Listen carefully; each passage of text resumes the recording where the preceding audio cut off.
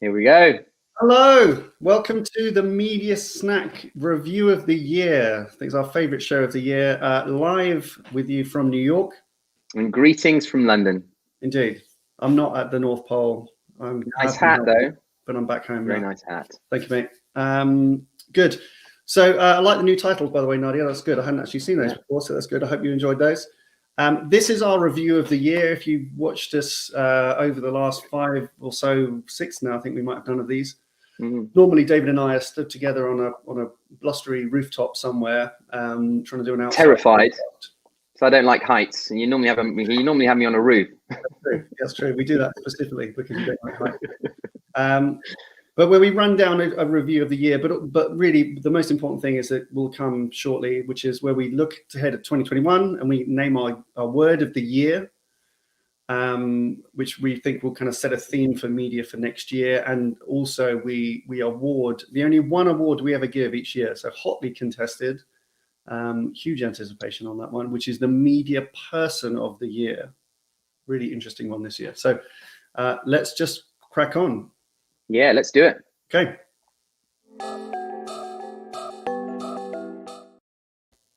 So Tom, M. Well, M is an easy one. M is for media.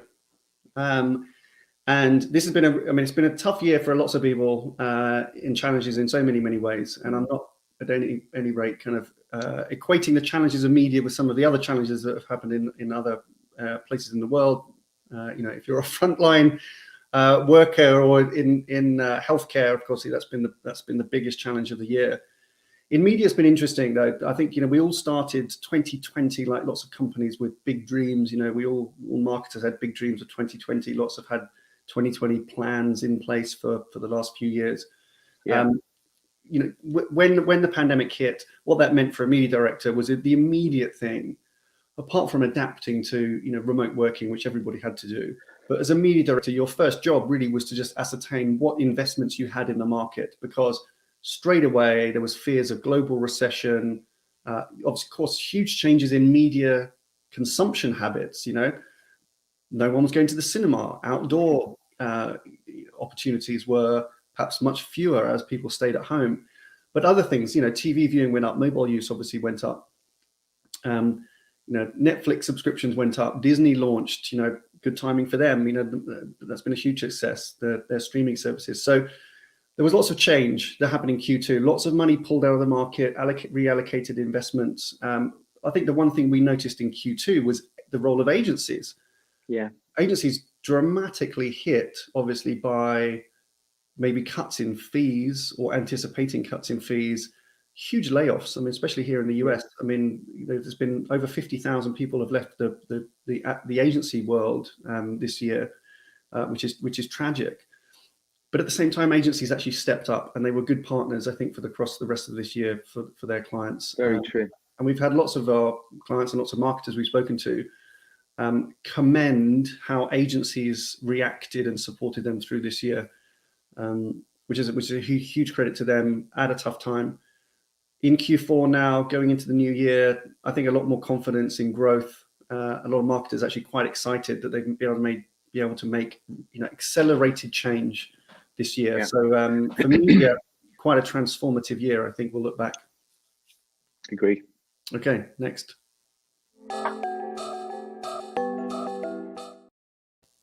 Okay, E is for e-commerce. So whilst people were at home, not being able to go out and shop, do their normal routine, online purchasing just went through the roof, right? So 20 to 30% increase in online e-commerce buying this year. And the mother, the king, the queen of all e-commerce platforms, Amazon, doubled its share price this year. That now is valued at $1.6 trillion. Yeah. Just astonishing. And those businesses actually that were able to adapt and capitalize on the online market to perhaps save some of their bricks and mortar sales and drive those online were the ones that survived. The ones that weren't able to adapt quickly enough, and we've seen some very high profile fatalities within the high street, just haven't made it. There was no hiding place. So e-commerce was an enormous platform, an enormous savior for many, many businesses, and many businesses that were toying with the idea of advertising and pushing more performance kind of motivated advertising really doubled down on that. And that's, I think, is going to be a trend for the future. So e-commerce. Yeah, exactly. And it's accelerated, I think, hasn't it, for many marketers, accelerated plans that they maybe were thinking longer term. Yeah. It's probably a good thing.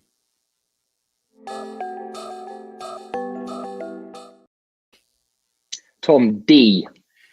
D is, we'll call D diversity, or diversity and inclusion. It's been obviously a building theme this year for a number of different reasons, and we've dedicated a number of episodes actually to exploring that a bit further, which we'll link up to, because we've done some kind of very good, I think, discussions about the impact of that, particularly from a marketer's perspective. And we talked about these number of different pillars, these levers of change that a marketer has, because as an industry, we have a long way to go. And as an industry which is so plugged into culture, which is potentially so influential to a wider society, because we're in the communications business and it's a multi-billion, trillion-dollar industry. These are all dollars that could go towards pushing a better purpose. So, marketers have made progress. I think on last week's show, Chris was saying, we've got, I think, agreement and alignment. I think there's support for diversity initiatives. Now we need, as he called it, advocacy. So let's kind of do stuff, right? So that's moving into the next year. There's got to be more change on that. But I think that's been a big, very positive theme of the year.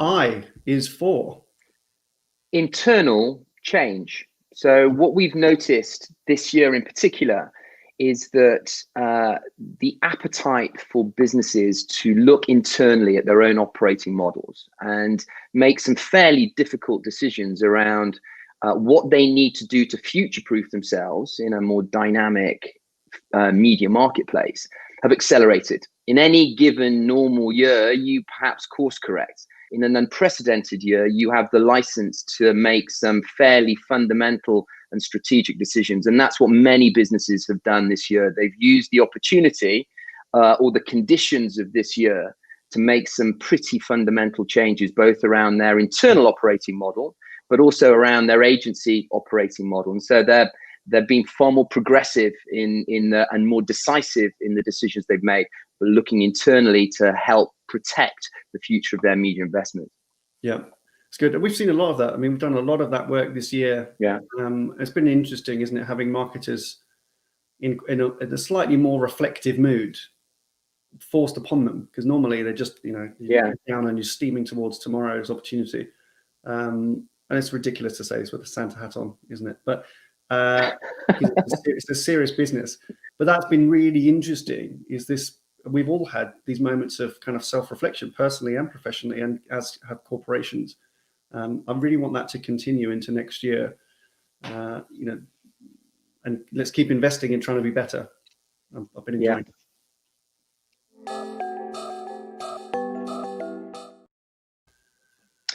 A, Tom. A, it's a really exciting one.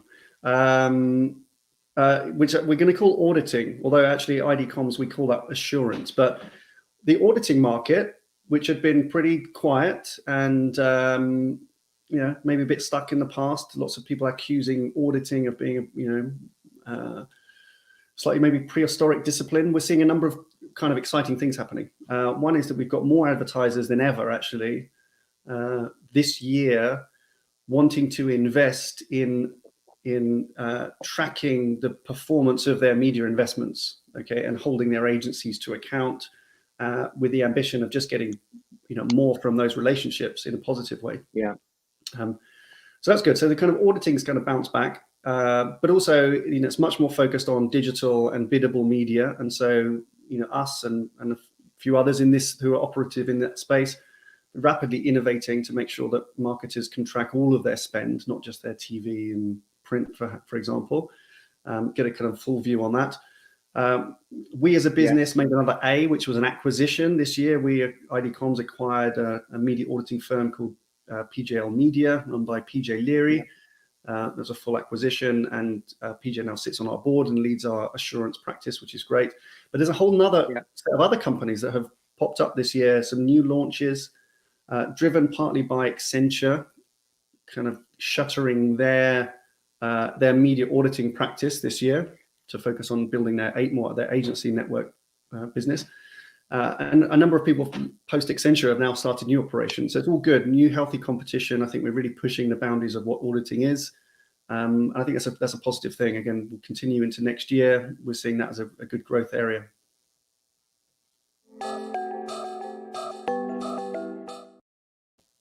S, we're rattling through these. S for science, Tom, something that I know that you're very keen on. I mean, we've been very critical in the past of agencies when they pitch, talking about data and data being the end goal, right? And it often confusing clients because they don't, they forget to humanize the science behind the media craft, right? But I think we've found a more mature narrative within the agencies this year, that the Epsilons, the Axioms, the Merkle plays are far more integrated within a softer, more sophisticated agency narrative around planning. So data is the enabler, it's not the end goal. And we've seen the agencies come to the forefront in the way that they are able to engage with clients around data, because I mean that is absolutely critical. But the integrated solution is what clients want. The human voice of data is what they're looking for, and I think we've seen a lot more of that than we have perhaps in the past. Yeah, we have, and I mean, we get to see it most acutely in pitches, and we run a bunch of pitches this year. I completely agree. I think that data story is now integrated into the agencies. And remember, these groups, they paid, in excess of $10 billion, I think, collectively for these to acquire these data companies a couple of years ago. And we were amongst many on the sidelines scratching our heads going, they're never going to realize the value of these investments. I think we're starting maybe to see the opportunity, we're maybe starting to see what they saw in that acquisition. Yeah. And marketers seeing the value there, which is good. Good step forward. We want to see more of that.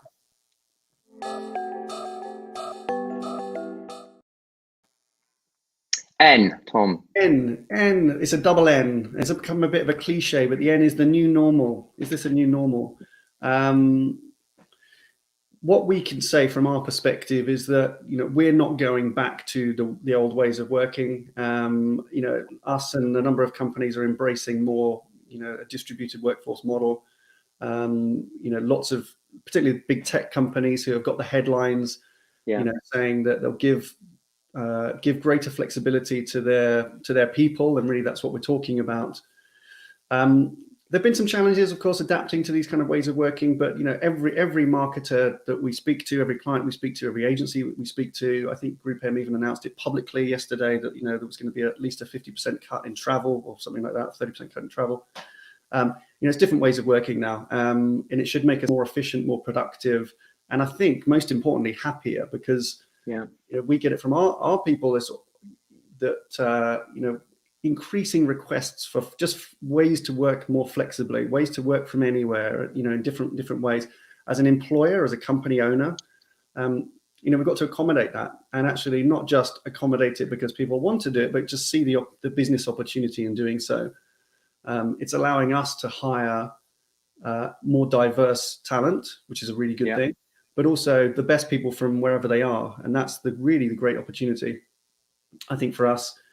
In the US, in Europe, and around the world, is to just get the best people working together, and technology is allowing us to do that. So there is a new normal. I don't think we're going back to the old ways. Right.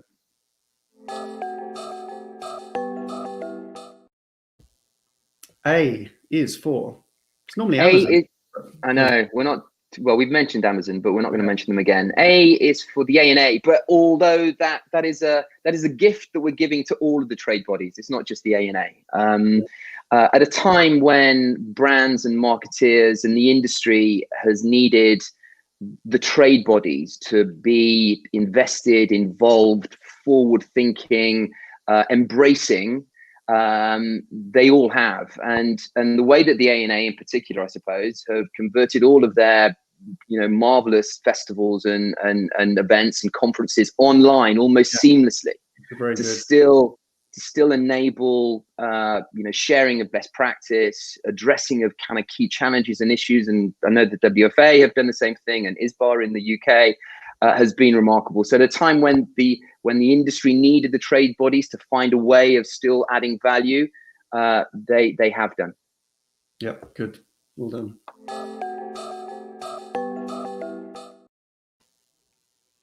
Tom, C, this is a big one. C, so I mean, you can imagine how we agonize over trying to figure out, come out with these things. C was a difficult one because there's two really good candidates, but we opted for one which I think has been probably will create the most, well, I don't know, will it create the most significant lasting change? We'll see. And the C is consolidation. This year, we look at, and this is really on the agency side, we're seeing this much needed consolidation and slimming and clarity and simplification of particularly the holding company agency networks. That process was started perhaps prior to pandemic, of course, and the headlines were stolen a lot by WPP's merging of a number of their creative assets. You remember last year, Wunderman, JWT, VML, Y&R. This year they went further with Gray and AKQA, and we should link to it. We laid this out a few years ago when Sir Martin Sorrell exited WPP and Mark Reed was coming in. We took the liberty of presenting what we called the WPP 2.0 playbook, where we advocated strongly for the consolidation and merging of a number of different entities. Our point of view was organize that around lines of business. I still think there's ways to go on that for WPP and other groups. But we've got at Dentsu, new global CEO of Dentsu, Wendy Clark, who is a future guest on the show, by the way. Look out for that in the new year. Laying out a really clear ambition here. We have 160 brands and we want 6, and they've got a roadmap over a couple of years to kind of deliver that. We're going to see much more of that in 2021. It's great, generally great for marketers to be able to more easily navigate these groups. And it means on the agency side, having to mobilize resources across these different groups. We're going to see agency operations change, I think, more in 2021, even more than they have done this year. And it's really been an opportunity for this new leadership that's come in. Right, we've got some new leaders in this business, which is really good to see after a long time. We've got Christian Jewell leading Group M. Okay, Wendy Clark I just mentioned. On Dentsu. We've got Philippe Krakowski taking over the helm at IPG as of January 1st. New leadership, new ideas. I think a lot more open and transparent, perhaps, or just openness in terms of management style. We're going to see a bit more kind of dynamic way that agencies are run in terms of their operations. So really good. There's been some pushback, don't forget. Apparently Mark Pritchard, P&G, had a bit of an issue with this sunsetting of the Gray brand. I don't know whether that's made them rethink, but it's a trend and it will continue. Expect to see across other groups. The other C I just want to touch on, because this was discussed, and again, big long-term implication. The C is for cookies. We've seen lots of progress on the death of the cookie this year. Lots of debate and discussion about the death of the cookie this year. So Google announced, if you remember, and I think it was August last year, a move to rid third-party or tracking through third-party cookies they've said by 2022. They represent 60-70% of the market here. So now that they made that statement, the market is bracing itself for a cookieless future. Some have done already. Firefox and Safari, I think, have already conceded on cookies. There's no immediate replacement. The impact that it's going to have, it really is that marketers need to just get on and think about how to adapt to that cookieless future. in theory, it's kind of very good for Google and Facebook because they have logged on IDs and obviously can give reassurances to advertisers through those insights. But of course, they're walled gardens and frustrating for advertisers not to have that kind of access.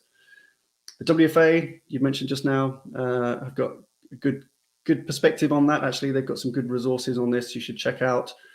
They're saying actually they're softening really against precision targeting, which is good. So we might find ourselves back in this bizarre scenario where advertisers are looking for mass media opportunities and really looking for context and quality. Maybe the promise that we all anticipated, where precision marketing and personal tracking got in the way. So another big step forward on the cookie front, probably more to come next year on that. I'd imagine there will be. And the final one, K, it was always tricky to K. But apart from the year we had Keith Weed stepping down. We've had some funny ones in the past. This is knock on wood, which is an English phrase to provoke a sense of optimism, of hope for the future. And I think that's what the industry needs. I think that's what we're all leaning to. It's been an exhausting, tiring, sometimes depressing and challenging year. But I think we're through this year, and I think that everybody in this industry is looking for a sense of hope and positivity moving into next year. And I think that we as an industry actually will be better for it, and I think we will be better equipped to be smarter, more effective, more kinder, more effective in the way that we kind of operate, and that's us all hoping that next year is going to be significantly better than this year was. Yep, agree. It's an Americanism as well, knock on wood, famous song as well. So there we go. Good, excellent. Well, listen, that was the review of the year. I think two big things now. I think we should do Media Person of the Year. Let's do that first. Okay. Because we have our Media Person of the Year backstage right now. Yeah, we do. And media, if anybody actually watches Media Snack, the most excited I think I've probably been in all of them was when we reviewed this particular topic, maybe 2 or 3 months ago. And the Media Person of the Year is actually a thing. It's going to be represented by some people, but it's a thing. And it is the thing, Project Spring, which was a WFA initiative, which was championed by the WFA Sourcing Board, which is the procurement board of the WFA, and it is brought together procurement leaders from some of the biggest, largest spending advertisers in the world. And it was a groundbreaking report that took 2 years to research and then publish. And essentially, it championed the evolving role of procurement within our industry. Yeah. And I love this quote, and it's the quote sits on the inside front cover of the paper, and it said, "It's time for a revolution in marketing procurement, a transformation from savings to value." Yeah. And it was just brilliant, and it was an exhaustive, brilliantly put together, inspirational yet practical set of principles and manifesto, helping procurement leaders and stakeholders around the world to pivot away from seeing media as a cost, as a saving, but seeing media as a value, as a lever for driving business growth and delivering sustainable value to our organizations. And procurement leaders embracing that as a message, working closely with marketing leaders that have often championed that particular message, makes our industry a far more powerful place. So our Media Person of the Year is Project Spring, but the recipients of the Media Person of the Year are 2 wonderful stakeholders from the WFA, and I think they're backstage now, aren't they? I think so. We have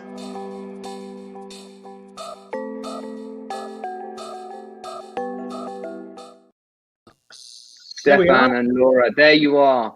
Stefan, CEO of WFA, Laura, who I know was hugely instrumental in the development and the production of Project Spring. So congratulations to both of you. A brilliant piece of work. Thank you so much. I still can't believe it. So no, and well, thank you to you guys for you know, highlighting our hard work, because yeah, as you said, it's been 2 years, 2 years of work, but really thank you to the sourcing boards, thank you to actually the entire WFA sourcing forum, because in the report you've got the highlights from multiple workshops that we run with loads of marketing procurement practitioners. The sourcing board, really, because they've done this on top of their daily job, so they're all in charge of, you know, like a global marketing procurement role, and on top of that they spend time really trying to change the perception of marketing from the procurement landscape, as you said, and really seeing it as an investment in growth and not a cost to be cut. So, and it's just the beginning. Thank you to all the CMOs as well. We've received like really good support from CMOs, from global media directors, from colleagues as well at WFA, from the comms team. We did a really good job. And yeah, just Stefan, I'm going to hand over to you, maybe from your perspective, because we've had a meeting recently with some CMOs as well, where I presented, and Stefan was there. So thank you so much. Look, thank you, Tom, really appreciate. Thank you, David. By the way, thank you very much for this recognition. This is the last Zoom meeting I'm having this year, and I'm really looking Good for you. way of ending 2021 on an award. And as Laura said, this award is actually going to a big team, which Laura has, but it's plenty of people, and that's what makes its power. You know, Project Spring is not a sort of one man's or one woman's idea. This is really a community which comes together and which strives for something better. And David, you were talking about, knock on wood, I think Project Spring really summarizes it all, because we've all been through a very turbulent year. We're all looking forward to this thing being behind us. But in all this turbulence, there's been some really good stuff. In our case, we've seen it from very close by. Yeah. Some of the things you would have not imagined 12 months ago have been possible. I mean, you remember 2009 and the financial meltdown? We would have had a marketing procurement all over it with savings, etc. Guess what happened? Just the opposite. And this marketing procurement embracing the longer term strategic marketing agenda is incredibly powerful, and I think is a promise to make our industry so much better. Because when you start seeing companies like AB InBev, for example, using marketing procurement in order to pursue a very ambitious sustainability and climate change agenda, when you see companies use that marketing procurement in order to accelerate diversity and inclusion across its entire supply chain, you are having something potentially very, very powerful. And what I see come together in 2021 is actually an industry which is going to be much more focused on what really matters for the brand, for the people, and for society. And I think Project Spring is really what encapsulates that. So thank you very much. And I think it's a wonderful way to end what has been a pretty year on a note of optimism and hope. Thank you very much. No, that's good. Well done. Well, many done congratulations to you both. We do actually have a trophy. It's a rather fetching glass trophy that we will make sure wings its way over. Can you see it? You bring it forward, because it's got your name on it. There we go. There we see go. that? It's got your name on it, WFA. There you go, Project Spring. And we will make sure that it lands in Belgium safe and sound as soon as we possibly can. So many congratulations to both of you and to the broader forum and team that works on it. Yeah. Before you go, I just want to show you, Nadia, can we pull up some good comments coming in? We've got, thank you, Thomas. So Thomas Hotzelful, Abaya, Go, Marketing Procurement, Kevin McCollum, Hershey's, well deserved. He was a good collaborator of yours. Tamas from Deutsche Telekom. Yeah. So very good. We've got the community, the procurement. You've got your community watching today.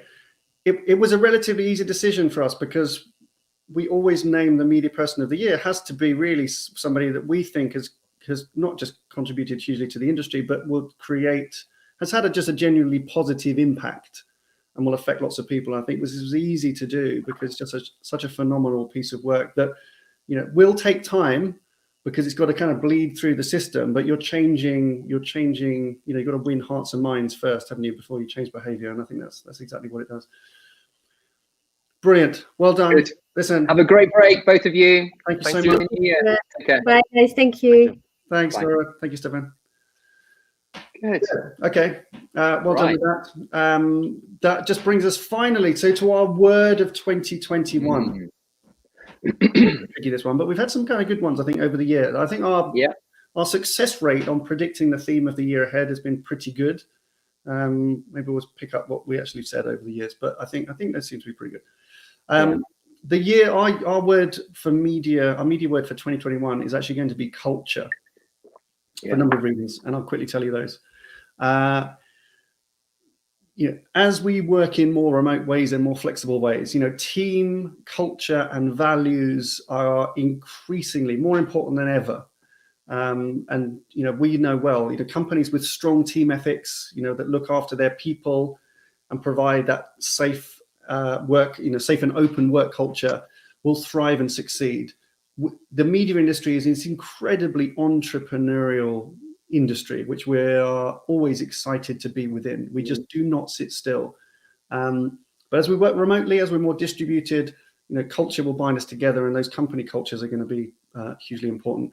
Over this year, we've seen a lot of pitches happen remotely. You can tell those teams that really like each other and really work together hard.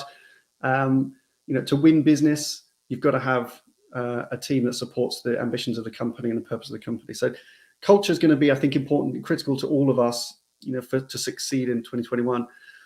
But also, culture has slightly broader implications. Our marketing needs to reflect culture. It needs to be better reflect society, be more diverse and inclusive and open, as we've said before. So, landing in culture is important.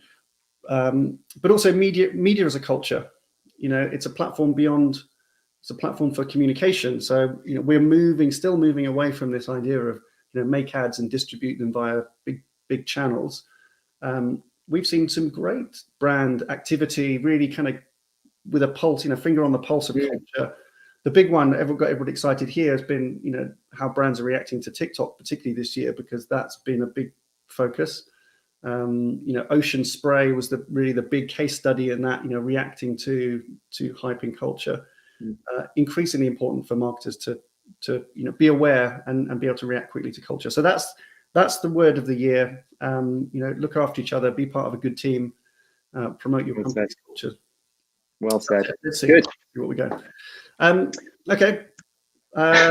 That's it for the year. Thank you to all of our guests and contributors. You saw some of them in the opening titles. Thank you also to Nadia, who's backstage. You never get to see Nadia, who just makes well done, Nadia. Thank you.